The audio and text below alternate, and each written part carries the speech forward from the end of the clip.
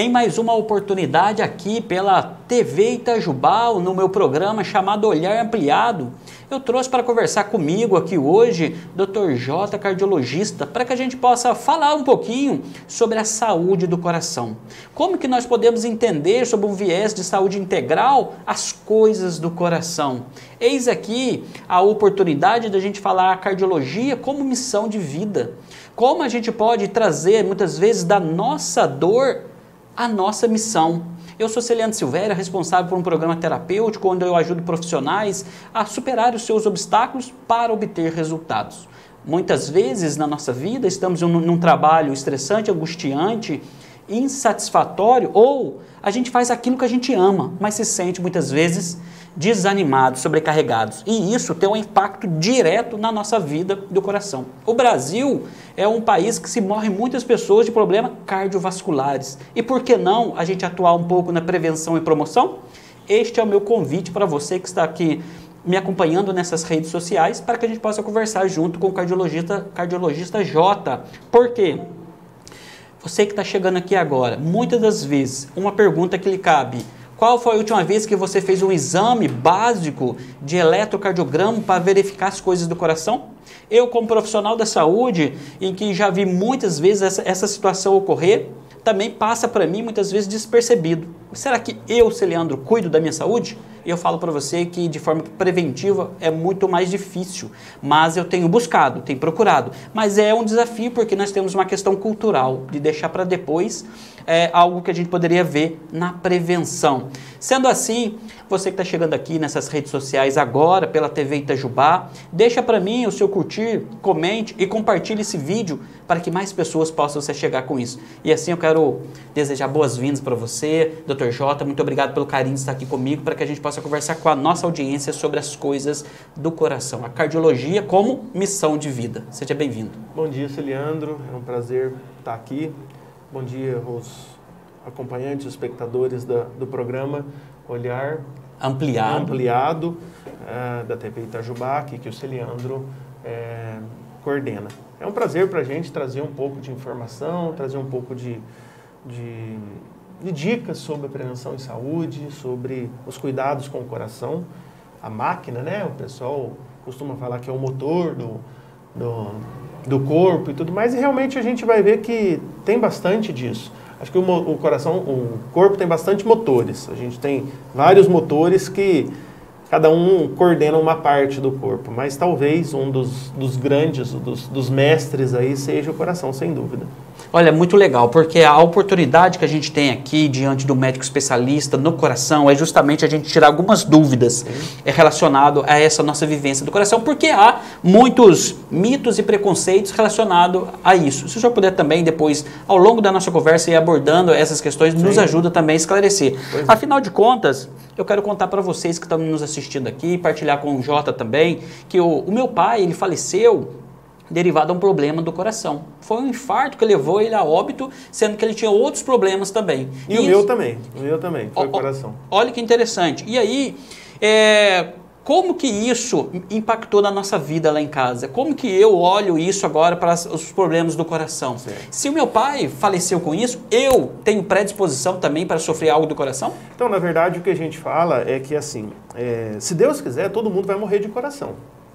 Se Deus quiser, todo mundo vai morrer de alguma coisa, de doença, uma doença crônica, que é a doença do coração. Porque a gente precisa morrer de alguma coisa. A gente vai morrer de alguma coisa.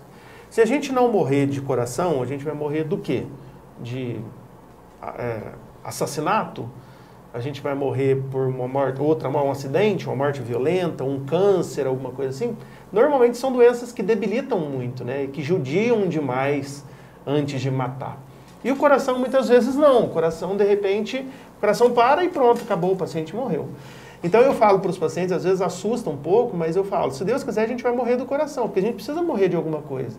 E a gente morrendo do coração parece ser uma morte mais tranquila, ou uma morte menos agônica, e isso é importante, né? Em relação a essa questão, também a gente tem que levar em consideração, como você falou bem no começo, a maior parte... A principal causa de mortalidade no Brasil e fora do Brasil também, no mundo todo, já foram as doenças infecciosas. tuberculose, lepra, sarampo, matavam muito antigamente, né? As pessoas morriam de tuberculose com 30, 30 e poucos anos. À medida que a Revolução Industrial foi trazendo melhorias do ponto de vista sanitário, mundial, do ponto de vista econômico e tudo mais, a gente conseguiu ter acesso melhor à saúde, então a gente conseguiu ter acesso melhor a medicações e tudo mais, e hoje vacinas, antibióticos e tudo mais, acabaram que derrubaram muito a quantidade de doenças infecciosas antes da Covid, né? E como as pessoas estão ficando mais velhas, as doenças cardiovasculares passaram a ocupar a principal causa de mortalidade no mundo todo. Então hoje ainda tem uma grande maior parte das pessoas, ainda é a maior causa de mortalidade mundial, as doenças cardiovasculares e cerebrovasculares, então infarto e derrame. Esse ano em especial, nesse último ano em especial, a Covid certamente passou, a doença então infecciosa voltou a ser uma doença de cenário de mortalidade alta. Mas isso tem um ano. A doença cardiovascular mata há muito tempo, né? É a principal causa de mortalidade, pelo menos nos últimos 40 ou 50 anos. Então, hoje a gente ainda tem a doença cardiovascular como a principal causa de mortalidade no mundo todo, né? E assim, a gente fala que uma coisa que é muito importante quando a gente vai lidar são os fatores de risco. Então, os fatores de risco a gente classifica em dois tipos, aqueles que são modificáveis e aqueles que não são modificáveis. Os que não são modificáveis, como o nome já diz, a gente não consegue mudar. São a idade e a história familiar. A gente não consegue mudar a história da nossa família e a gente não consegue mudar a idade. Então, quem tem na família pai, mãe ou irmão, ou seja, parente de primeiro grau, ascendente ou descendente direto, de primeiro grau, pai, mãe, irmão ou filho, tem uma chance muito maior de ter infarto ou derrame. A gente não leva em consideração muito aqueles parentes de segundo grau. Ah, um tio, ou meu avô, o meu primo teve um problema e tal. Por quê? Porque, como doença cardiovascular é uma doença que mata muita gente, todas as famílias têm um tio, um primo, um sobrinho, um avô que morreu de coração. Então, se fosse isso, a gente ia banalizar essa questão da história familiar, achando que a história familiar não é importante. Ela é importante. E quanto mais precoce a morte familiar, então, um paciente com 40 e poucos anos que morreu de coração, aquela família ou aquele nicho, pai, mãe, irmão ou filho, tem que tomar muito cuidado porque a chance é muito grande. Então, pra gente, como você falou, seu pai falecido de doença do coração, o meu pai falecido de doença do coração, a gente tem que tomar muito cuidado, porque a gente é sério candidato a ter também infarto, derrame e tudo mais. Não nessa idade agora, mas daqui a um tempo. E quanto maior a idade, maior a chance. Eu falei que não agora, se Deus quiser, não agora, mas daqui a um tempo. Quando que é esse tempo? Isso a gente não sabe. Eu posso morrer daqui a um dia, eu posso morrer daqui a um ano, eu posso morrer daqui a 20, 30 anos. A gente sabe que a chance é grande, mas não significa que vai morrer agora ou que vai morrer daqui a um ano ou 10 anos. E o que é interessante observar é que há as predisposições ao meu comportamento também, há aquilo que eu posso estar cuidando para poder não desenvolver isso. É a segunda parte daquilo que eu estava falando. Então, os fatores de risco são dois tipos. Os que a gente não muda, que são a história familiar e a idade, e os que a gente consegue mudar. Esses que a gente consegue mudar, a gente tem que tomar muito cuidado porque está na nossa mão. Como são modificáveis, esses a gente consegue controlar. Os outros a gente não consegue. A gente não consegue controlar a história familiar, como eu falei, nem a idade. Mas a gente consegue controlar o hábito de não beber, de não fumar, de fazer atividade física, de não ser sedentário, de fazer uma dieta. A gente sabe o que faz bem, a gente sabe o que faz mal, né? Então, é diminuir a quantidade daquilo que a gente sabe que faz bem, faz mal, e aumentar a quantidade daquilo que a gente sabe que faz mal. Tratar bem a pressão quando aparecer, tratar bem o colesterol quando aparecer, tratar bem o diabetes quando aparecer, evitar fazer atividade física, evitar ficar sedentário, obeso e tudo mais. Algumas dessas aí não dependem do acompanhamento médico, não depende de avaliação médica. Eu não preciso ir no médico, o médico falar para mim que eu preciso parar de fumar, não é? Eu não preciso ir no médico para alguém falar para mim que eu preciso fazer uma atividade física. Eu não preciso ir num profissional para ele me falar que eu não devo ser sedentário. Isso tudo já é mais ou menos cultural. A gente já sabe que isso tem que ser assim. De repente o médico vai só organizar e alertar para isso tudo. Mas a gente vai precisar do acompanhamento médico, sim, para a gente ver como é que está a pressão, para a gente ver como é que estão os exames, os níveis de açúcar, que é o diabetes, os níveis de colesterol, porque tudo isso vai depender da avaliação que o médico vai fazer. Então a gente precisa sim acompanhar, como a gente já tem predisposição familiar, a gente precisa fazer os exames e identificar logo esses fatores de risco que estão na nossa mão, para a gente poder tratar eles o mais rápido possível. Por que a gente fala isso, dos fatores de risco? Porque quanto mais esses fatores de risco estão presentes, ou quanto maior a intensidade com que eles estão presentes, maior é a chance de ter infarto ou derrame. Mais rápido acelera o processo, mais grave é o infarto ou derrame quando aparece. Então, se a gente tem doença hipertensiva, eu tenho pressão alta, então agora já era mesmo, eu sou hipertenso e eu vou morrer de infarto. Não é assim. A gente pode tratar e controlar bem a pressão, porque se você tiver a pressão controlada, esse risco é menor. Se você tiver a pressão descontrolada, esse risco é maior. Então a gente tem que tratar bem a pressão, tem que tratar bem o colesterol. Inclusive o descontrole da pressão pode levar a outras doenças, né? Sem dúvida. E o principal fator de risco para as doenças cardiovasculares são a hipertensão. E a hipertensão e o diabetes. E a dislipidemia, né? Os três, ou hipercolesterolemia, o aumento do colesterol. Esses 3 fatores de risco são as principais causas de infarto ou de derrame. Mas sem dúvida que essa síndrome metabólica, como a gente chama, esses fatores de risco, eles geram outras doenças. Eles geram problemas no rim, geram problema arterial de perna, né? Pode gerar obstrução arterial de carótidas, diversas outras doenças, sim, que sem dúvida são importantes. Na nossa cultura hoje, nessa correria do dia a dia, mesmo antes da pandemia, qual é a consequência, ou há uma relação direta com um trabalho super estressante, uma angústia profissional, uma frustração? Tudo isso tem impacto de fato nas questões do coração? Tem, tem, com certeza absoluta. Cada vez mais os trabalhos têm mostrado que aqueles pacientes que têm são mais estressados, mais ansiosos, que têm mais sobrecarga de trabalho, tanto física quanto emocional. Eles são pacientes que adoecem do coração com mais facilidade. Porque esse estresse o tempo inteiro e tal, gera uma liberação de adrenalina, uma descarga de adrenalina o tempo todo, e que faz com que o coração desses pacientes trabalhe de maneira mais sobrecarregada ao longo do tempo, ao longo dos dias e tudo mais. E isso também não é uma questão de tudo ruim. A gente fala porque essa questão da ansiedade, do estresse e tudo mais, hoje, se a gente pensar, quem que não tem? Não é? O que a gente fala sempre é que a ansiedade faz parte do dia a dia. O estresse faz parte do dia a dia. De repente é isso que é a nossa mola mestra. É isso que faz a gente acordar cedo, a gente lutar, a gente colocar o despertador para acordar, a gente ter o horário, a gente ter as obrigações e tudo mais. A gente tem que ter isso, porque senão a vida da gente fica banal, a gente não tem aspiração para correr atrás, para lutar e tudo mais. Sim. Então essa questão da ansiedade não é de tudo ruim. O que a gente fala é que todo mundo tem alguma coisa relacionada à ansiedade. Todo mundo tem algum grau de ansiedade ou deve ter alguma ansiedade.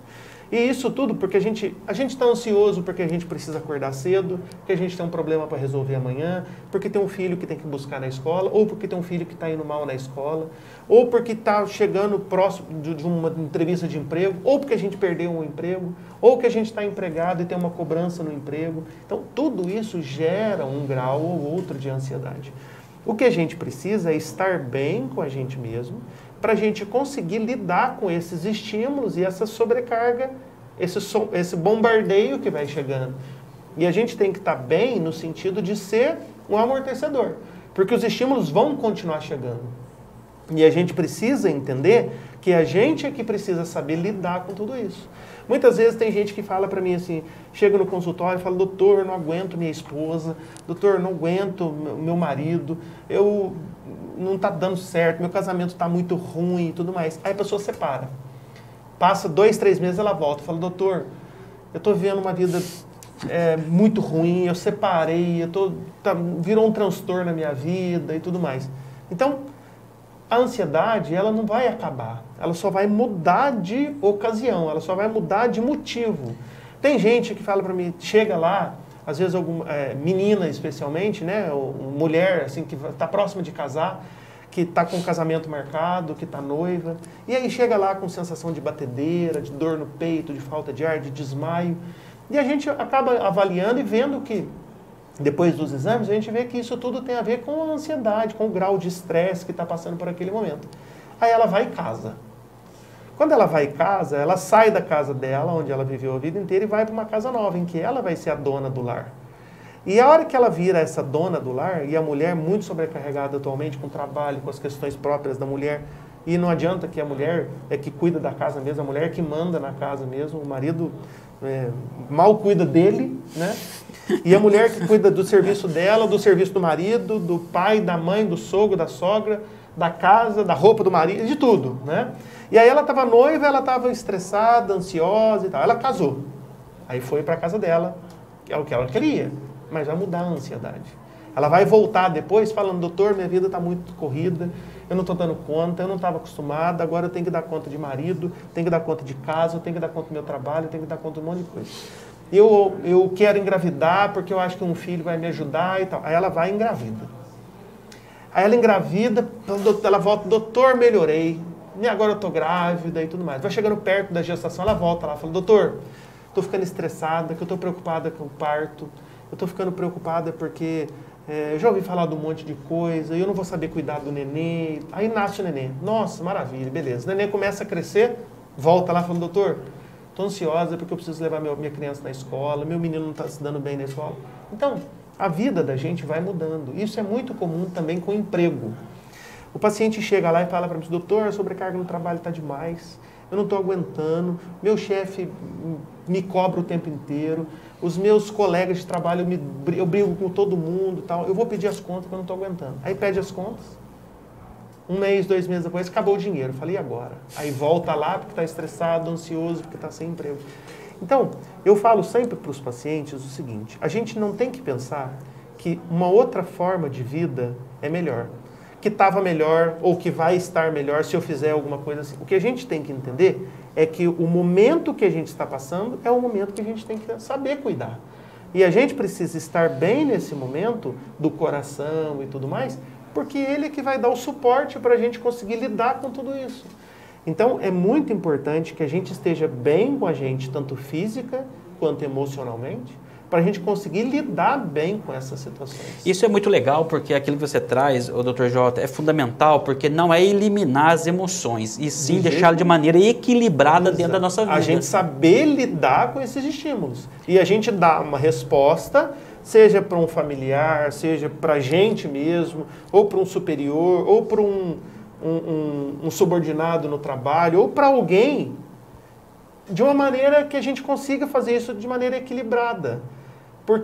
Mas para a gente fazer isso, a gente precisa estar bem com a gente mesmo. E é interessante porque muitas vezes os nossos sentimentos e emoções, como por exemplo o medo, a ansiedade e tantos outros, têm uma função, inclusive de sobrevivência. O nosso cérebro reptiliano, ele imediatamente já identifica algo que pode ser real ou imaginário, como o medo, por exemplo, como sinal de alerta, claro, e nós temos nossas reações. E, portanto, muitas vezes, no trabalho terapêutico, eu tenho visto muitos profissionais estressados, angustiados, e que querem reprimir simplesmente ou tirar de si a ansiedade ou o medo ou a angústia.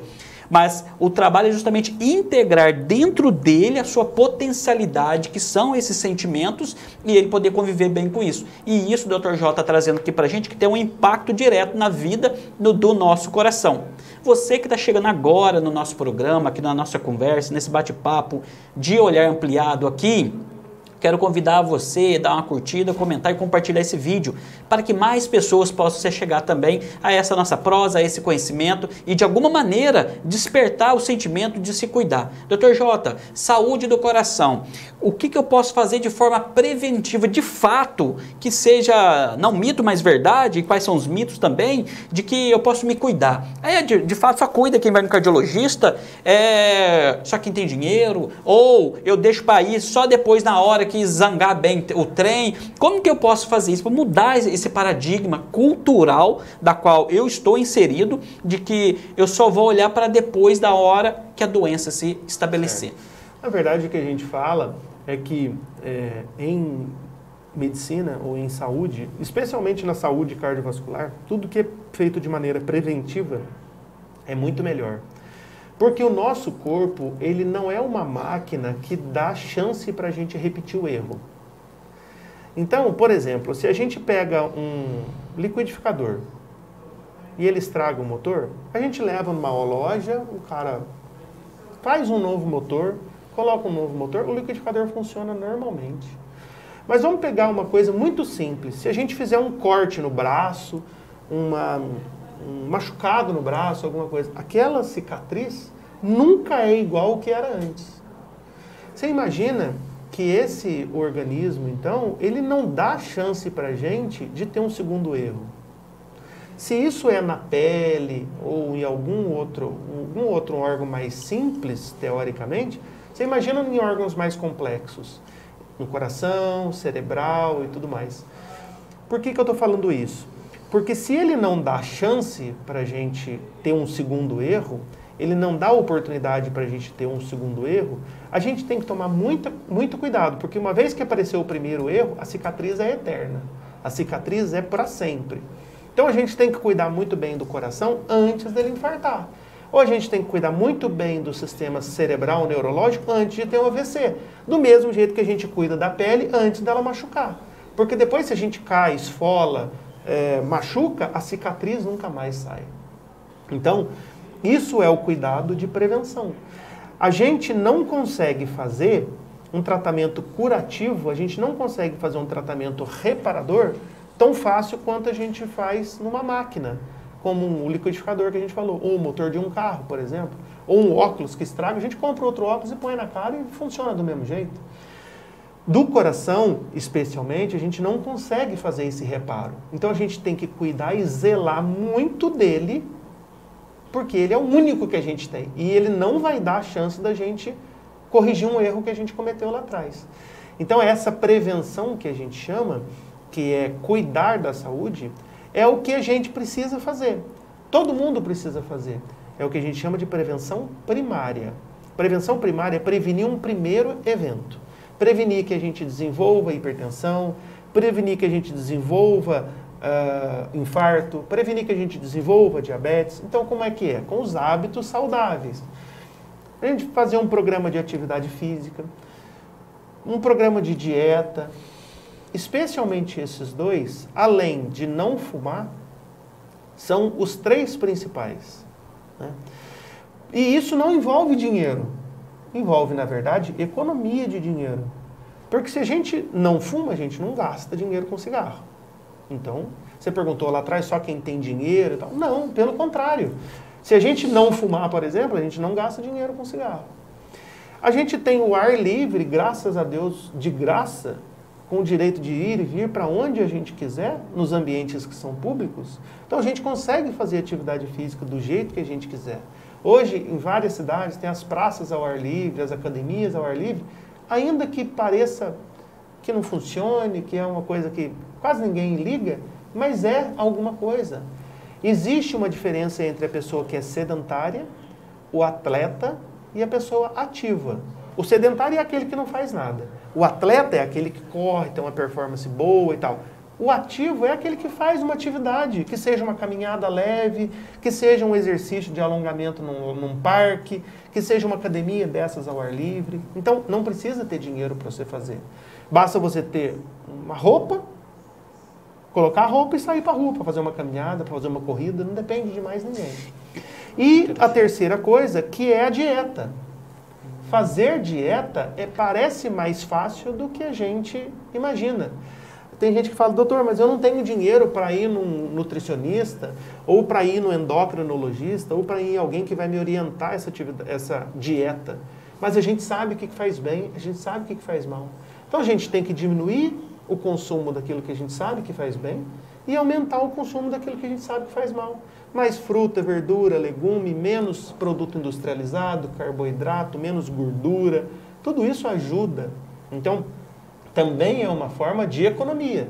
Porque a dieta com fruta, verdura e legume é muito mais barato do que lanche, do que pizza, do que todo dia esses tipos de É uma questão cultural, dieta. né? Exato, Interessante. exato. Agora, Quem alega o seguinte, eu não tenho dinheiro para tratar com um cardiologista porque é caro a consulta, o nutricionista é caro, não sei o que lá mais é caro.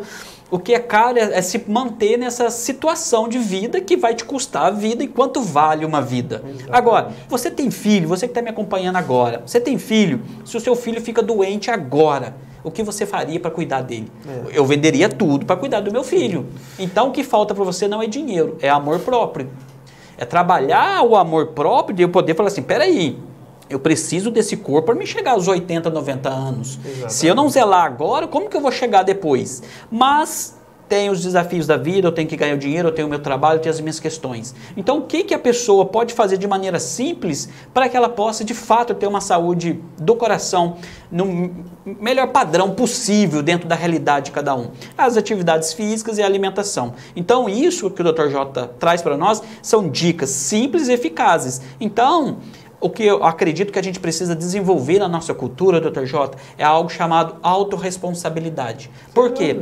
É o papel de vítima de eu colocar diante de um mundo cruel que eu não consigo realizar outras ações. Mas qual é a parte que me cabe diante da minha saúde? O que eu posso fazer com a alimentação? Quantas frutas eu tenho ingerido para me cuidar? Água. O que eu tenho bebido de água? Qual é o papel da água no coração? Ao invés de tomar um refrigerante... aí a pessoa fala, como você falou, né? Que eu não tenho dinheiro para cuidar da minha saúde, mas tem dinheiro para comprar um cigarro, por exemplo. Né? Se você contar que a pessoa que fuma, ela fuma, eu não sei, não tenho ideia de preço de cigarro, mas eu acredito que deve ser, sei lá, uns 5, 10 reais o maço de cigarro. Uma pessoa fuma um maço por dia, na semana ela gastou, se for 7, né? 7 dias, se for 5 reais, ou vamos colocar aí uma média de 10 reais, ela gastou 70 reais por semana. Ao longo do mês, dá quase 300 reais de cigarro. A consulta médica não fica nisso, e a pessoa não vai passar uma vez por mês no médico. Ela vai passar uma vez a cada 4 meses, 6 meses, mais ou menos. Então, talvez a gente precise reorganizar. Não é uma questão de falta de dinheiro, é uma questão da gente pensar o que é que a gente precisa investir e no que a gente precisa não gastar esse dinheiro, inclusive para a questão da saúde. Isso é um ponto. Um segundo ponto que eu gostaria de ressaltar, se você me permitir, eu sou, por exemplo, médico credenciado do SUS aqui em Itajubá. Então, eu faço atendimento pela Secretaria de Saúde de paciente cardiológico.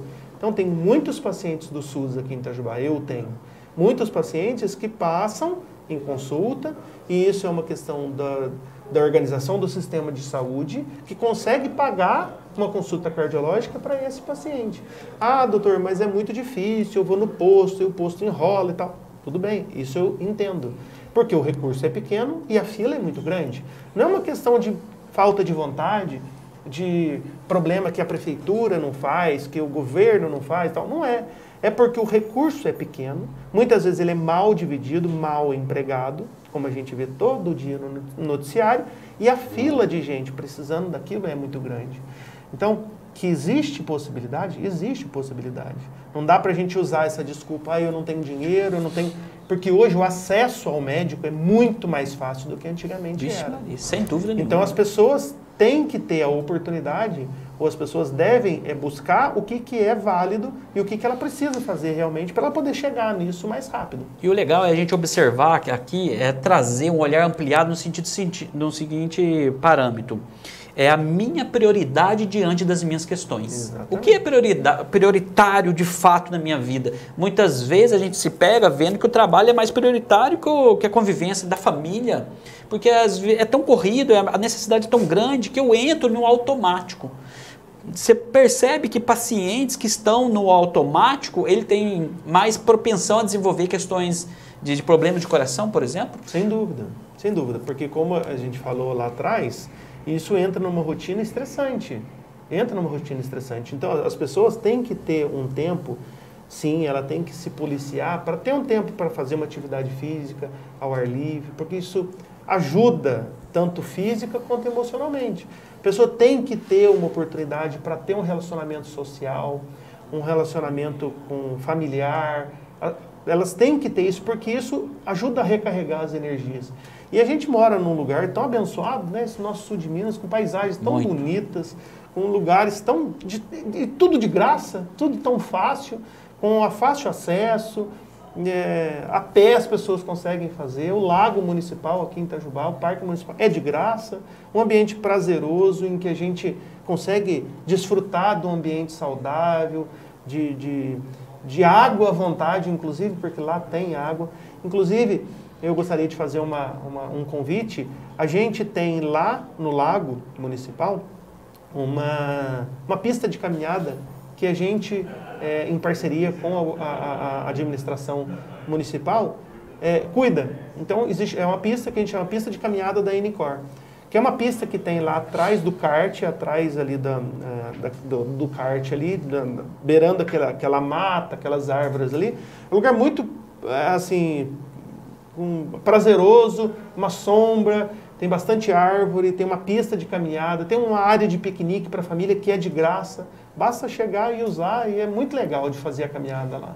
Isso é muito legal porque investir na nossa saúde é de fato a possibilidade da gente ficar mais tempo por aqui e de forma saudável, né? Agora, acontece com o senhor também ali no seu consultório, a pessoa chega e fala, doutor, eu estou sofrendo disso, eu quero tal exame, né? Já determinando aquilo que você quer para a própria saúde. Qual é a contribuição do médico cardiologista quando se depara com essa questão? Isso é muito comum, né? Os pacientes muitas vezes eles chegam e eles acham que como é que eu posso dizer? Que a avaliação médica, ela se resume ao exame.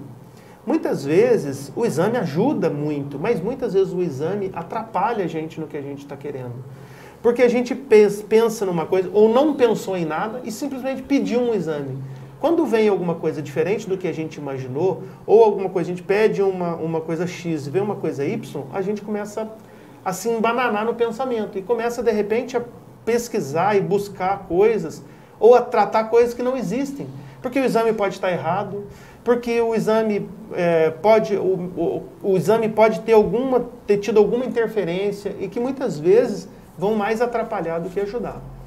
E além de tudo, é muito fácil, né? Porque seria uma coisa muito mecânica, ou seria uma coisa muito fácil se o médico fosse substituído por um computador, em que você chega, você aperta lá um botão, você tecla a sua idade, tal tecla que você tem, e sai uma lista daquilo que você precisa fazer.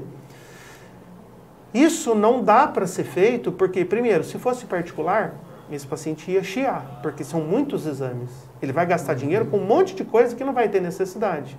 Se fosse SUS, ele não ia conseguir fazer esses exames, porque ia encher demais aquela fila que a gente falou que é super cheia.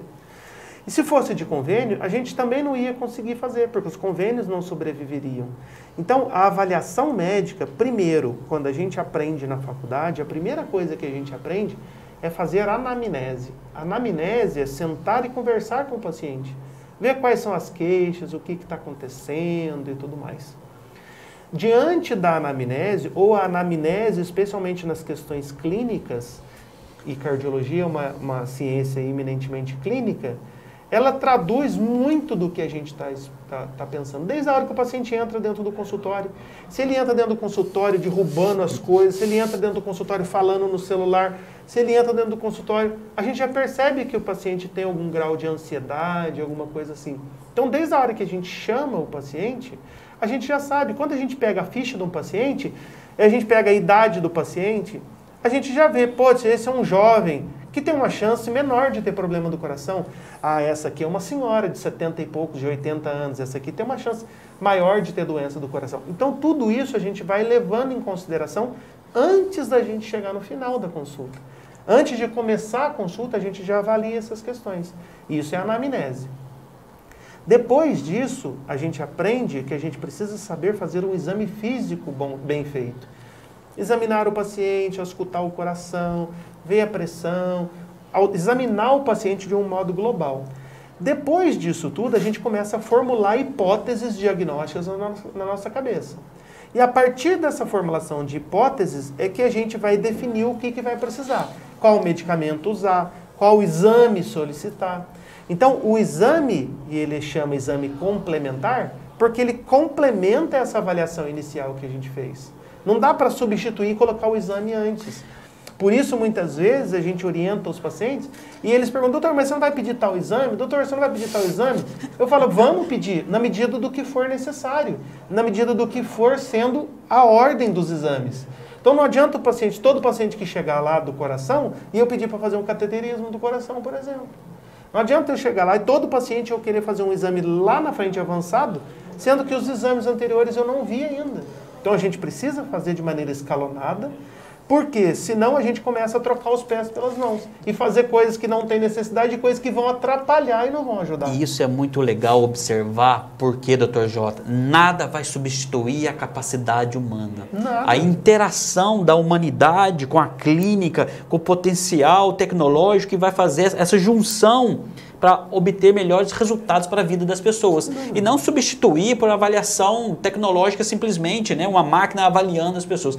Isso para mim é uma grande sacada, porque ao cuidar da nossa saúde integral, das diversas formas, o campo emocional, físico, mental, é preciso a gente ter essa compreensão de que nada vai substituir o profissional que de fato tem um olhar humanizado, um olhar de empatia para o outro, estabelecendo uma conexão de um ser humano com outro ser humano, e não apenas estabelecendo aquela hierarquia médico-paciente ou, né, simplesmente saindo pedindo exames. Mas a nossa cultura, não sei se faz sentido para você que está me assistindo, diz o seguinte: muitas vezes eu já vi pacientes entrar no consultório médico e sair, né, eu trabalhando na enfermagem, sair e ele ia ficar triste. Por quê? Porque fala assim, o doutor não passou nenhum exame para mim, não me deu, não saiu com a receita, parece que saiu com aquele papel na mão, faz toda a diferença na vida da pessoa. Mas o que de fato vai fazer a diferença na nossa vida é as nossas atitudes, é a autorresponsabilidade de eu me cuidar, e ali o médico ele vai ser um colaborador.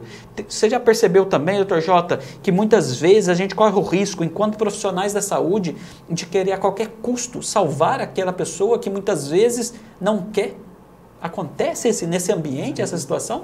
Isso é muito triste, porque na verdade o preceito maior que a gente aprende enquanto aluno da faculdade de medicina e tudo mais, e a gente aprende o tempo inteiro, é buscar a salvação do corpo, a gente buscar o tratamento, a gente buscar a melhoria e a gente buscar isso tudo.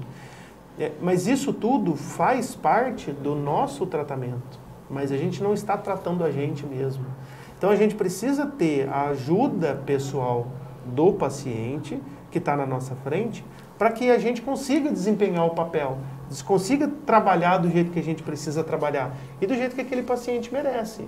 Muitas vezes o que acontece é que o cara está desanimado, o cara está depressivo, e isso tudo vai gerando dificuldades no tratamento, que ele, se a gente conseguir quebrar essa barreira, a gente consegue ajudar muito. Sem dúvida que isso não, muito legal. E assim, eu gostaria que o senhor pudesse pincelar para a gente também algumas questões. Por exemplo, aquelas pessoas que estão nos assistindo agora, que entrou nessa rede social, queria pedir uma gentileza. Curte, comente, compartilhe esse vídeo para que mais pessoas possam ter acesso a essas dicas que o Dr. Jota, cardiologista, está trazendo para a gente. E também fale um pouquinho para mim quem é o Dr. Jota de fato, a pessoa e a sua história. Quem é essa pessoa que levou até a medicina? Esse é o anseio, de que maneira, como que ele foi, peraí, vou fazer medicina, tem tantas outras habilidades e profissões na vida que poderia desenvolver a serviço da coletividade, escolheu medicina? Eu sempre gostei, a vida inteira, gostei muito de pessoas, eu sempre gostava muito de pessoas, então, eu nunca gostei muito de máquina. Então, eu nunca gostei muito de, por exemplo, de brincadeiras, quando criança, que fossem no computador ou no videogame, até porque antigamente não tinha muito isso, né?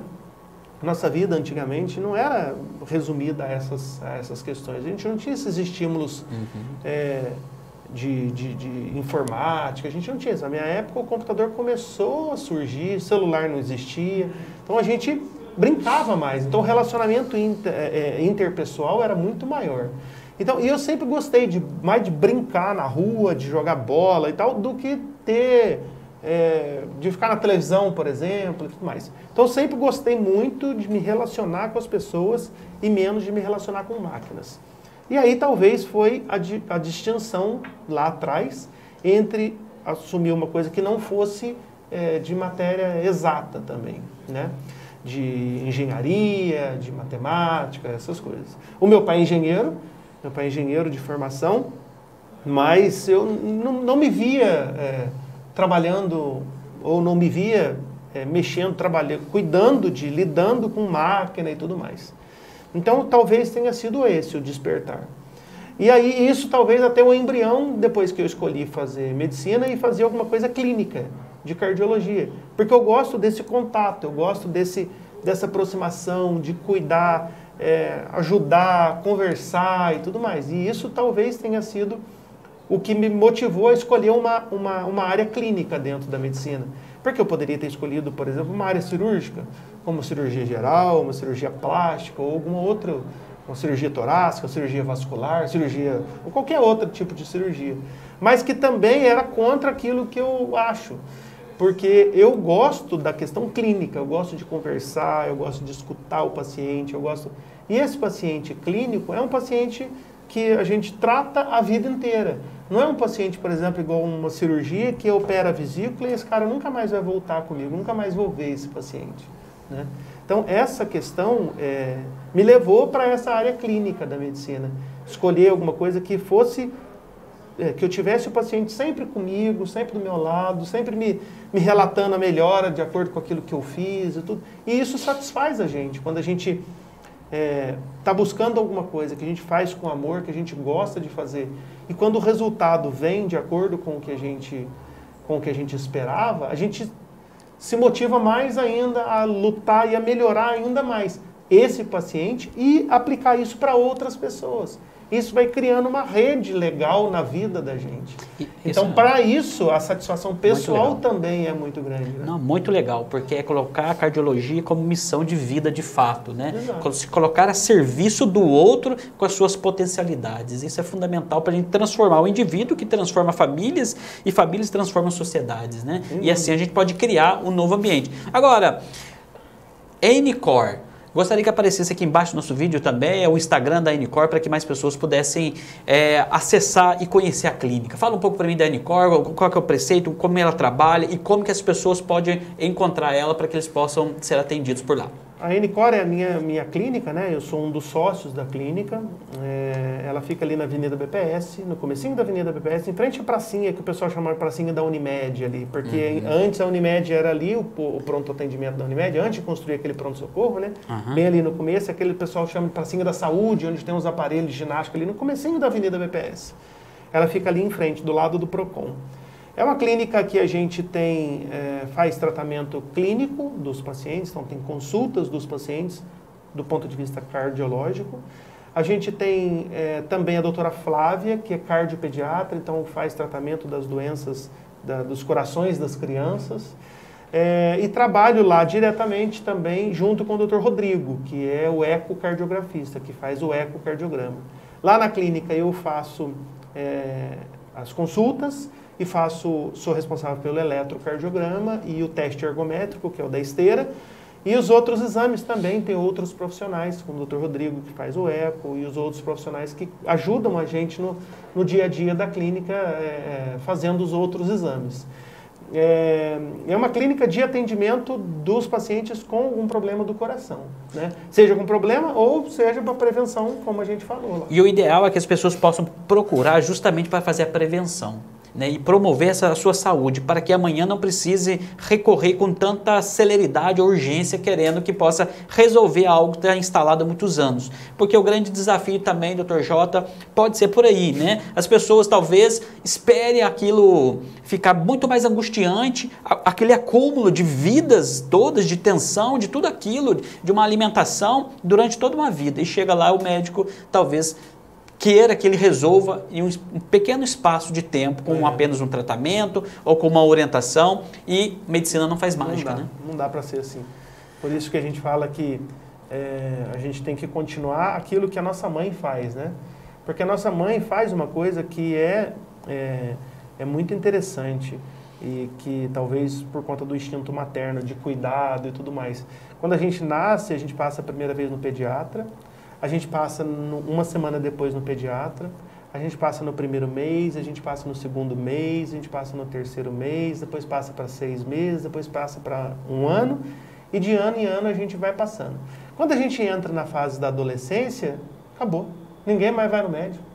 Quer dizer, tudo isso que a mãe fez com a gente durante aí 15 anos, a gente abandona e depois não faz mais. Verdade. Então, a gente tinha que seguir isso que a gente aprendeu. Mas a gente não foi no médico porque a gente quis, com 1 mês, com 2 meses. Alguém levou. Se alguém levou, foi alguém que ensinou a gente. Nada melhor do que a mãe para ensinar o que a gente precisa fazer e o que a gente não precisa fazer. E se a gente seguisse esse preceito que ela colocou, primeiro mês a gente vai no médico, segundo mês a gente vai no médico, primeiro ano, segundo ano, terceiro ano, vai até os 5 anos. Depois dali só se ficar doente. Né? Mas não, a gente deveria continuar cuidando ano após ano. Porque todo ano tem coisa diferente. Todo ano tem alguma coisa que mudou na vida da pessoa. Todo ano mudou a escola, mudou o trabalho, mudou as relações, mudou os amigos, mudou, alguma coisa mudou. Então é importante a gente avaliar ano após ano. Olha, e a gente tinha que continuar assim. E a gente não faz, né? A gente deixa para ir lá quando, depois de 20, 30 anos, começou a aparecer alguma coisa. E aí a sabedoria materna nos auxiliando a caminhar na vida, mas muitas vezes a gente não dá ouvido. A mãe é a vida e o pai é o mundo, já dizia o Bert Hellinger. Então, por isso, é importante a gente poder ter esse olhar para essas nossas questões de saúde de forma preventiva. Essa é a minha contribuição aqui na nossa conversa com o Olhar Ampliado com o Dr. J, cardiologista. Se faz sentido para você essa nossa prosa, eu peço que você curte, comente e compartilhe esse vídeo para que mais pessoas possam ter acesso a essa nossa conversa. Sendo assim, Dr. J, quero te agradecer pelo carinho de estar aqui comigo para a gente divulgar mais ações relacionadas à nossa saúde do coração. Foi um prazer estar aqui mais uma vez, estamos sempre à disposição, o que precisar, a hora que você quiser, a gente está aqui de novo. Ótimo, eu fico muito feliz com a disponibilidade do médico cardiologista J, da NCOR, para que a gente possa levar para as pessoas um pouco mais de informação. Nunca é demais a gente poder bater na mesma tecla, que é a saúde do coração. Nós sabemos o que muitas vezes nós precisamos fazer, mas por que eu não tomo a atitude no devido tempo para fazer a ação que eu preciso agora? Por que eu deixo para depois aquilo que eu posso me prevenir já? Vamos iniciar com pequenas ações mais efetivas, porque muitas vezes as pessoas querem colocar metas muito distantes e complexas para realizar algo. Isso deixa bem claro que você não quer fazer. Quando eu quero realizar algo de forma efetiva na minha vida, eu coloco uma meta pequena, mas logo. Isso surte muito mais efeito. E, obviamente, também dentro desse contexto, há o planejamento estratégico de forma macro, mas se eu quero ganhar algo agora, de fato concreto na minha vida, coloque uma meta pequena e uma meta que é realizável, mas para já. E assim você vai se sentir melhor. Inicie uma caminhada.